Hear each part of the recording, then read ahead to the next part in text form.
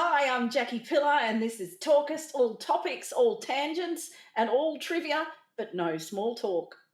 I am here today with the awesome Yenn Purkis, autism advocate, speaker, all-round fabulous person, writer of many books. And Yenn, I believe recently you did what? Well, what I did was I got a book deal for a book about autism and gender diversity for trans and gender divergent autistic kids.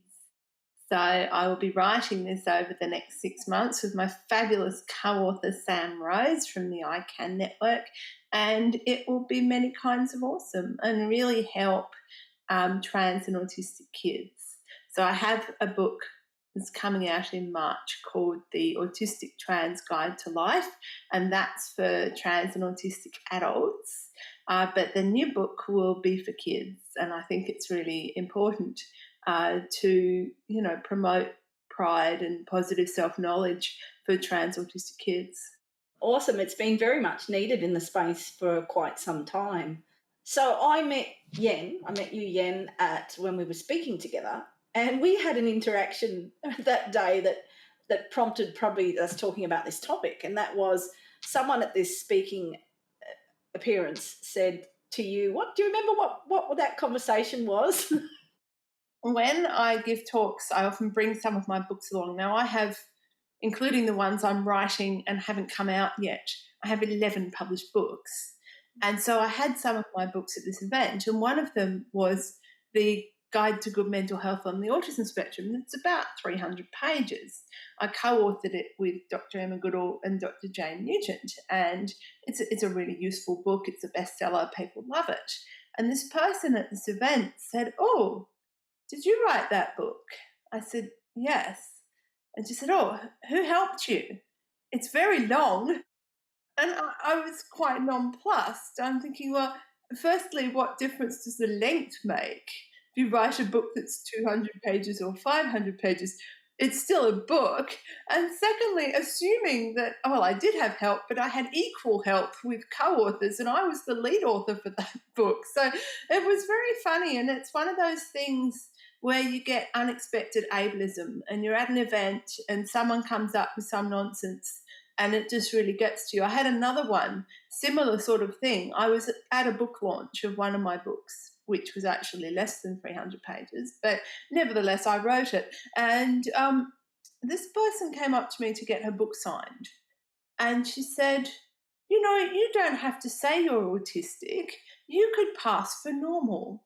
And had no concept of why that was so deeply offensive. And it was deeply offensive, and I did call her on it. I actually gave her a bit of a lecture right there and then gave her a book. But that kind of thing, those, I guess they call them microaggressions, they're constant for disabled people generally, and for autistic people too. And I've experienced it in the comedy world where people say, "But you speak so well for someone with autism." There's a certain number of rituals and a certain number of things I have to do in order to be able to speak with confidence, much like anyone else. And there are some hurdles for me for sure. But just this sort of casual, everyday ableism, that you experience. And that's, something that your work as an advocate has been doing a lot to dismiss. You do these Yenn does these awesome memes online. I'm always sharing Yenn's memes because they say so much in a short area. Can I ask you about the stereotype question? Because I don't like stereotypes, but, I'm going to ask you a stereotypical question about your creative process. So, as the author of a great number of books, have you got any tips for young aspiring authors on the spectrum or otherwise? Yeah, definitely. Write about what you're passionate about. If you love it, you'll be able to write about it. If it's something you feel you have to do and it's a chore and things like that, it won't happen. Also, collaborate with people. If you want to write a book and you don't have all the content knowledge, but you do have some, talk to somebody else who has the content knowledge that you don't have on that topic and work with them.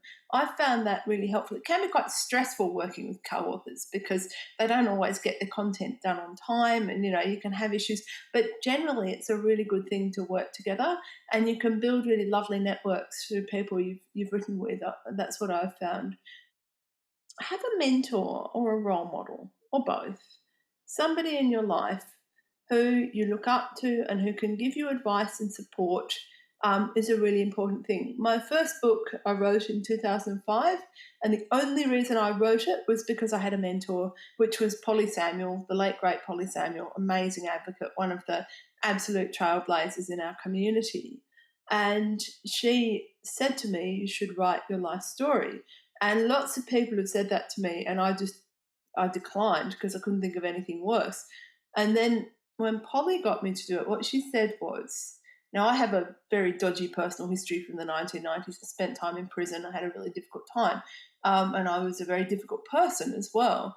And Polly said to me, if you write your life story, it will be for those parents who come to autism support groups, sit up the back and leave before the end. And those are the parents of kids involved in the criminal justice system.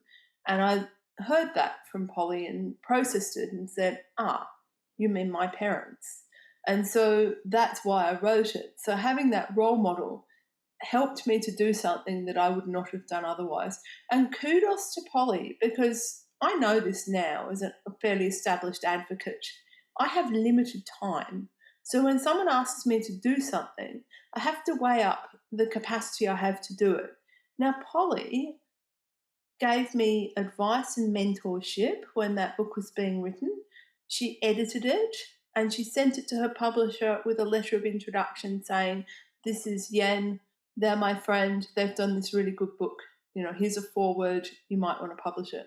Now, I have never done that level of hands-on mentoring for anyone, and I doubt I ever would because I just don't have the time. That was a really good thing. So having a mentor is a great thing.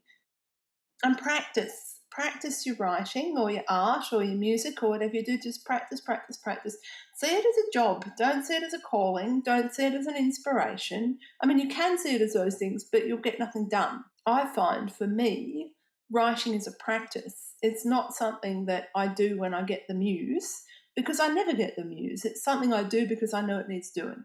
And I had the same thing. I went to art school. I got a master's degree in fine art.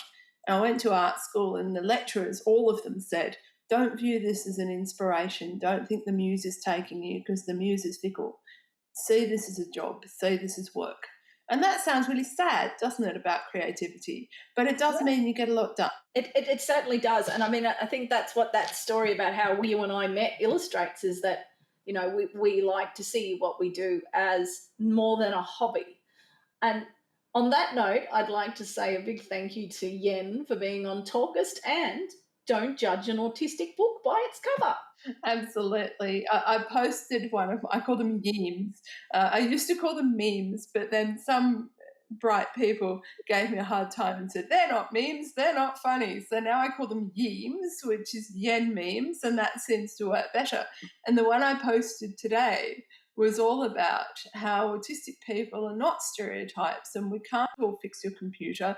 We don't all get into anime and cosplay. We don't all like train. We're all different. I think that's a really important point about autism, is that autistic people are all different from one another. If you've met one autistic person, you've met one autistic person. And if you have only met one autistic person, meet some more of us, because we're really cool. Thank you so much for being on You Did What? Oh, that's okay. I'm always happy to do what.